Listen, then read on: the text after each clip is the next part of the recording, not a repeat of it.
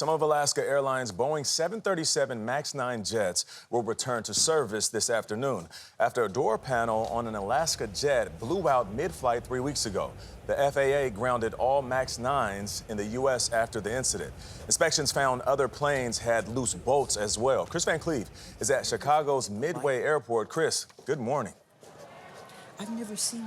Well, good morning. Alaska plans to operate 3 MAX-9 flights today. Return to service is going to be a gradual process because each one of the airplanes has to be manually inspected to make sure those door panels are installed properly and the plane is safe to fly. Once that happens, the plane is available for passenger service. This, as we are learning new details into the investigation around what went wrong.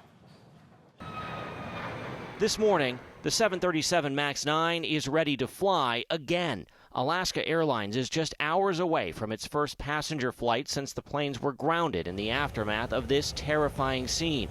A door panel blew out during Flight 1282, leaving a gaping hole. My goal is to get the airline back to full schedule and give them the Alaska Airlines they know and love so well, which is a safe and reliable airline. NTSB investigators will return to Boeing's 737 MAX plant today as another team in Washington continues a forensic examination of the door panel that blew out, trying to determine if the 4 bolts that should have held the door in place were installed.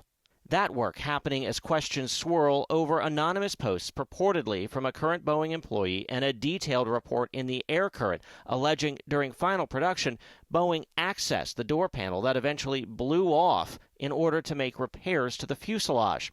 Boeing declined to comment, but if that work occurred, those bolts would have had to been removed. After the blowout, they remain unaccounted for.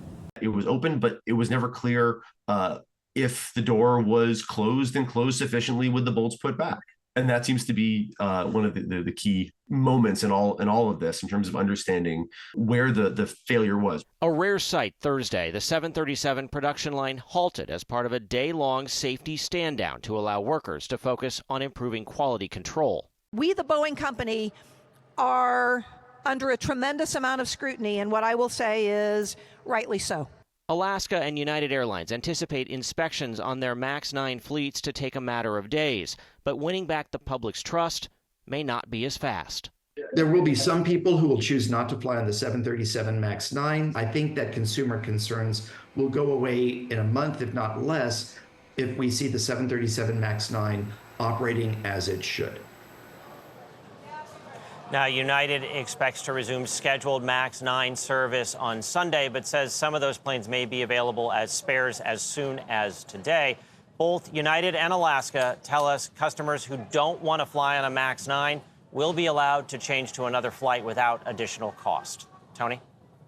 It's good to know. Kris, thank you very much.